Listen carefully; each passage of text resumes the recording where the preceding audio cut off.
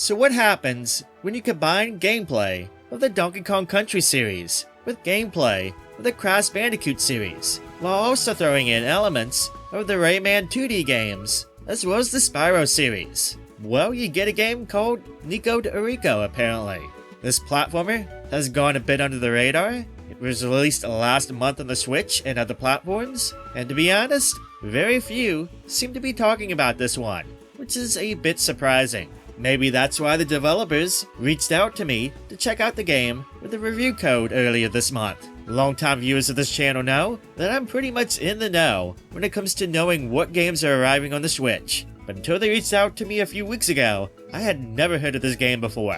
So yeah, I'm a bit surprised by the whole thing, since it seems like a pretty ambitious platformer, at least from judging by the trailer that I checked out before I got my hands on the game. Now of course, after playing it, I got some opinions on it. There's some good stuff here for sure, and then there's some stuff that I've came across that takes the shine off it a little bit, at least with the Switch version that I'm going to be talking about today. Let's dive into it.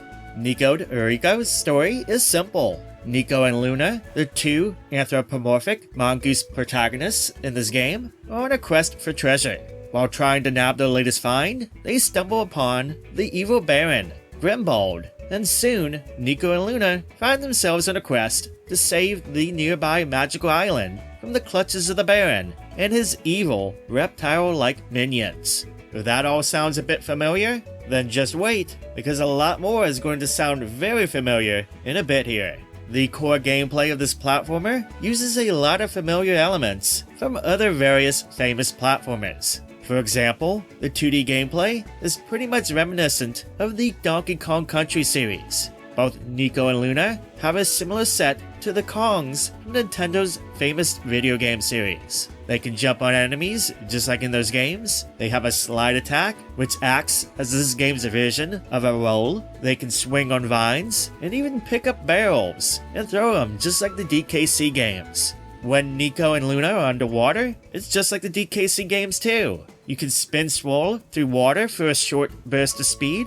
and use that to attack underwater enemies, just like in those games. Now the characters do have a couple of moves in their moveset that isn't of the Donkey Kong Country games. Like they have the ability to slam down when they're in the air, just like the Crash Bandicoot games. And they're able to jump off of walls, just like the later 2D Mario platformers and the Rayman games. Speaking of Crash Bandicoot, one of the more noteworthy features of the game is that in certain stages, gameplay can switch from a 2D side-scrolling game to a 3D one, like the Crash Bandicoot games. When you're in the 3D portions of the game, you can pretty much use the same movesets, it's just now in a 3D space. It's a pretty cool thing, I'll admit. This swapping from 2D and 3D and back, and in most cases, it's a pretty instantaneous thing. There's no halt to the gameplay at all, or ever any loading from this that impacts the flow of the game.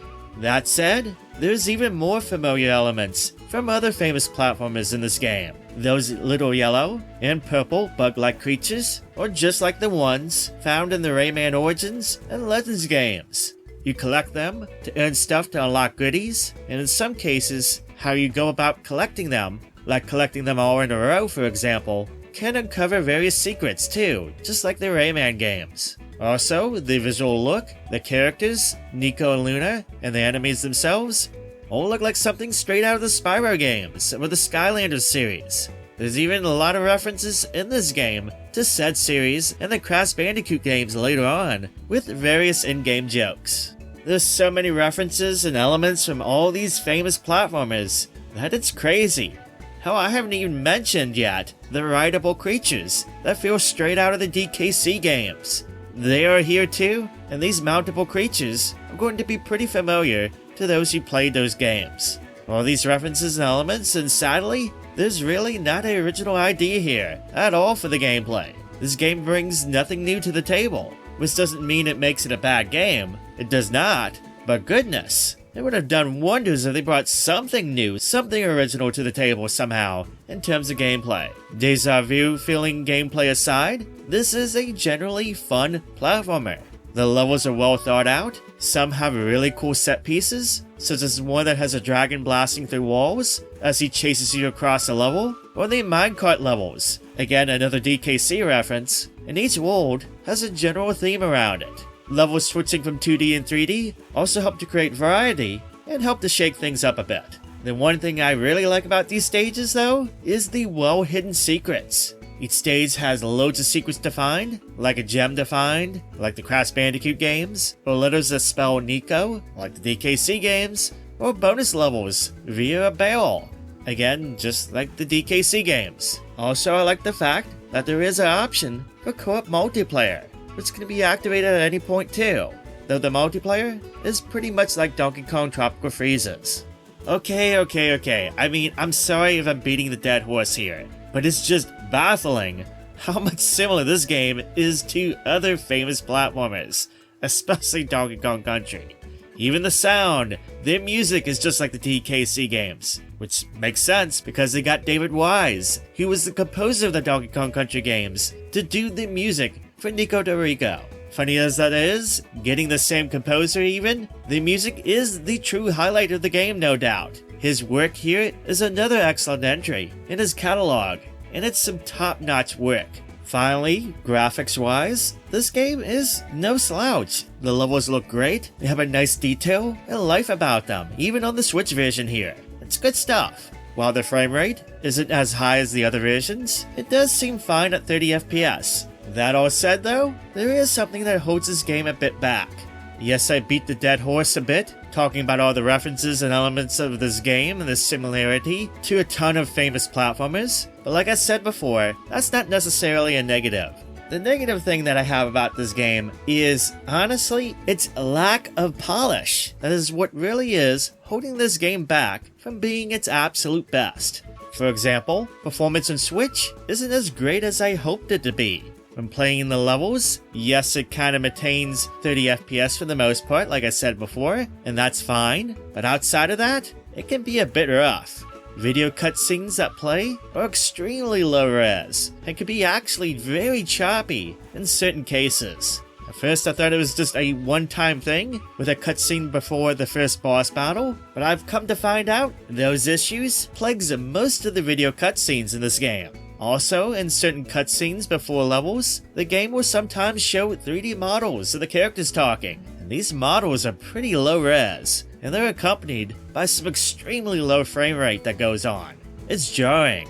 And load times for this game? Oh boy, it's a minute on average to get into a level. I'm not even kidding. I counted, and the lowest time I came across was roughly around 45 seconds to get into a level, and the longest time it took was nearly a minute and 20 seconds.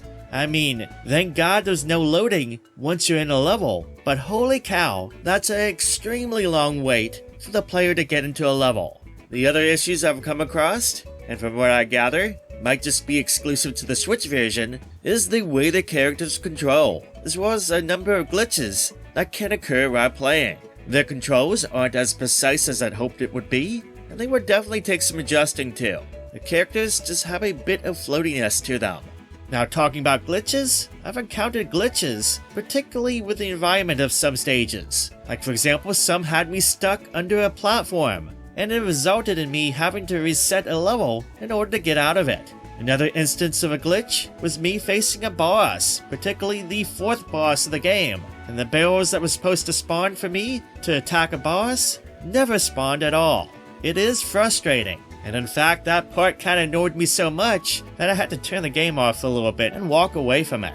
Now early on in the game, this kind of stuff is rare to encounter, but it seems as you get further into the game, it becomes a little bit more apparent, and it sucks when it happens. And again, it just takes the shine off the game. Thankfully, there's no live system to worry about, so you can easily retry over and over. But man, if the polish was there for this version, and these issues were addressed, I think this game would be excellent, and it'd be something I'd recommend wholeheartedly, especially since it seems to be at a value pricing of just $29.99. As it stands though, I feel like right now this game, rather this version specifically, is just like 90% of the way there, and it needs some patches to address some things and to clean things up. And if they can do that, then we got a winner. It's one thing to heavily emulate the gameplay of certain games, but if you're gonna do so, then you better make sure everything is on point. But for now, I'd say probably wait on this version to see if any patches come around. or really just go play a different version of the game. If you really want to pick this up for Switch, just be aware of the issues I've talked about today. It's far from a perfect experience. Anyway, what do you say? What's your thoughts on this? Are you going to pick this game up anyway? Or are you going to check out another version of it? Have you played the Switch version already, or another version? Feel free to share your thoughts down below too. I want to hear it all. Let me know, and I'll let you know if any patches come along for this version that addresses any issues for this game. Anyway, stay tuned for more videos, and make sure you're subscribed. There's a lot more Switch stuff coming up this holiday season on this channel, and you don't want to miss out on any of the upcoming videos. That's it from me today. Thank you so much for watching. I hope you have a wonderful day, and I'll catch you on the next video.